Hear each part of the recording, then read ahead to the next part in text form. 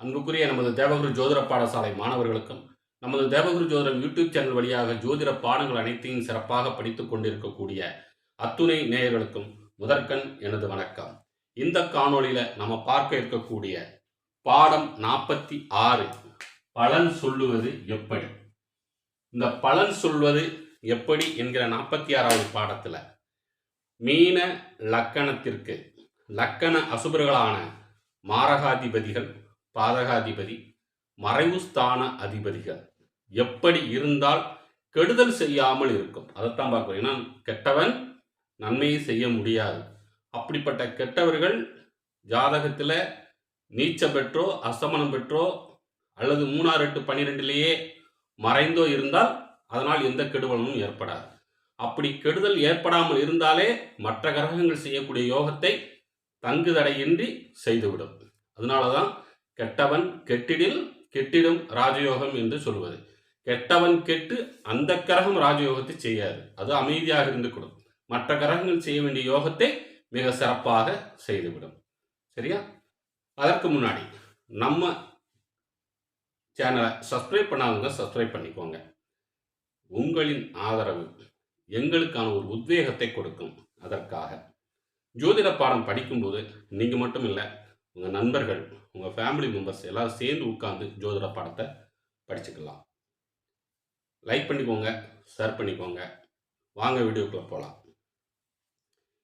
மாரகாதிபதி யார்? முதல்ல மாரகாதிபதி யார்? மாரகாதிபதி ஏற்கனவே நம்ம சொல்லியிருக்கோம். 3க்கும் 11க்கும் ஆதிபத்தியம் பெற்று வரக்கூடிய சுக்கிரனும் சனியும் சொல்லியிருக்கோம். 2 இங்கே 9ஆம் ஆதிபத்தியம் பெற்று வந்ததுனால லக்ன சுபர். அப்போ 7ஆம் அதிபதியான புதன், சுக்கிரன், புதன், சனி இந்த 3 பேருமே பாதகாதிபதியாகவும் மாரகாதிபதியாகவும் வரக்கூடிய லக்ன அசுபர்கள். சரியா? இப்போ லக்ன அசுபர்கள் மறைவு ஸ்தான அதிபதியாக 3ஆம் அதிபதியும் 8ஆம் அதிபத்தியம் பெற்று வரக்கூடிய சுக்கிரன் ஆல்ரெடி லக்ன அசுபராக நம்ம எடுத்திருக்கிறோம். அப்போ அதிலே சுக்கிரனும் வந்துருச்சு. இப்போ மிச்சம் இருக்கக்கூடியது 12ஆம் அதிபதியாக வரக்கூடிய சனி, 11ஆம் அதிபதியாக அவரை மாரகத்தை செய்யக்கூடிய கெட்டவராகவும் வந்துட்டார். அது போக 6ஆம் ஆதிபத்தியம் பெற்றிருக்கக்கூடிய சூரியன்.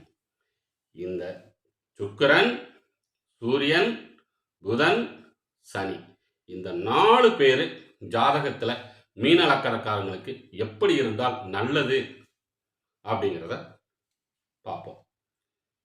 இவர்கள் 3, 6, 12 மறைந்து இருக்கலாம். இப்போ உதாரணத்துக்கு சூரியன் 3, சுக்கிரன் 6, சனி அதே 12, அல்லது சனி 6, சூரியன் 12, சுக்கிரன் 3 அல்லது 8.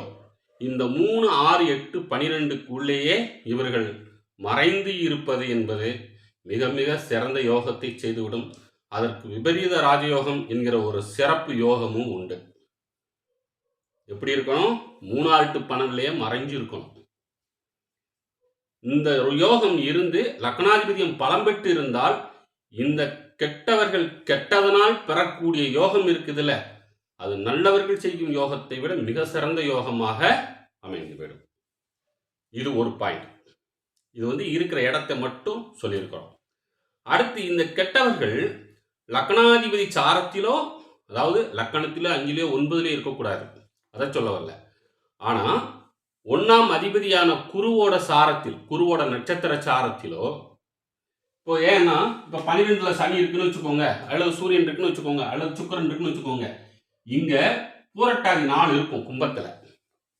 மீனத்துக்கு 12ல பூரட்டாதி 4. பூரட்டாதி 4ல் சூரியனோ அல்லது சுக்கிரனோ அல்லது சனியோ இருந்துச்சுன்னு வச்சுக்கோங்க, புதனை இருந்துச்சுன்னு வச்சுக்கோங்க, லக்னாதிபதி சாரத்தில் இருக்கக்கூடிய இந்த கெட்டவர் ஏற்கனவே 12ல் கெட்டு ஒரு நல்லவருடைய சாரத்துல, இந்த ஜாதகத்துக்கு லக்ன சுபரின் சாதகத்துல இருக்கிறதுனால மிக சிறந்த யோகத்தை செய்துவிடும்.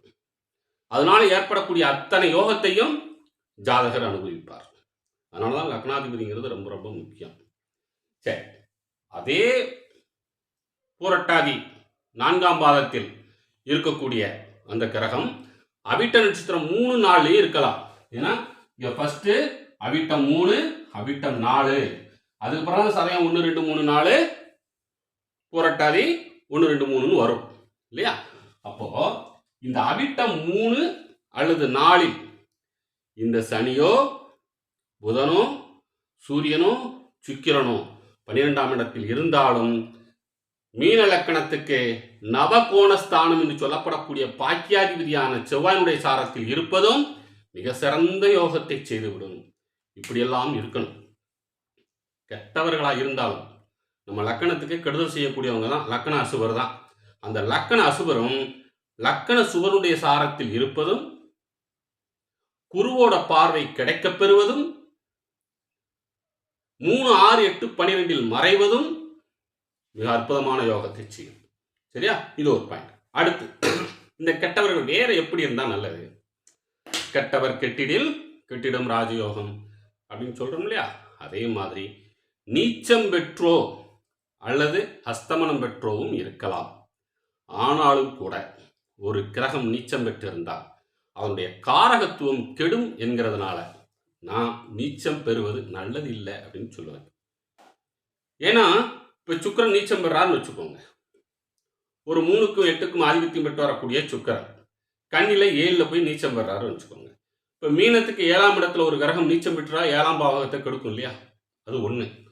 அடுத்து 3ஆம் பாவகமும் 8ஆம் பாவகத்துக்கும் சுக்கிரன் தான் அதிபதி. அப்போ 8ஆம் பாவகம் ஆயுள் பாவகம் அதிபதி கிடக்கூடாதுல்ல, அதுவும் தவறு.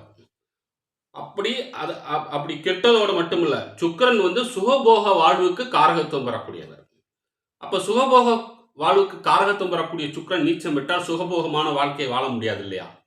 அதனால நீச்சமோ அல்லது அஸ்தமனமோ பெற்றால் நல்லது என்றாலும் கூட அதனுடைய காரகத்துவம் கெட்டு போறதுனால அப்படி இருப்பது நல்லது இல்லைங்கிறது என்னுடைய கருத்து. இதுல மட்டும் எனக்கு உடன்பாடு இல்லை. வேற எந்த மாதிரி கெட்டு போகலாம்? 6 8 பண்ணலாம், மறையலாம்.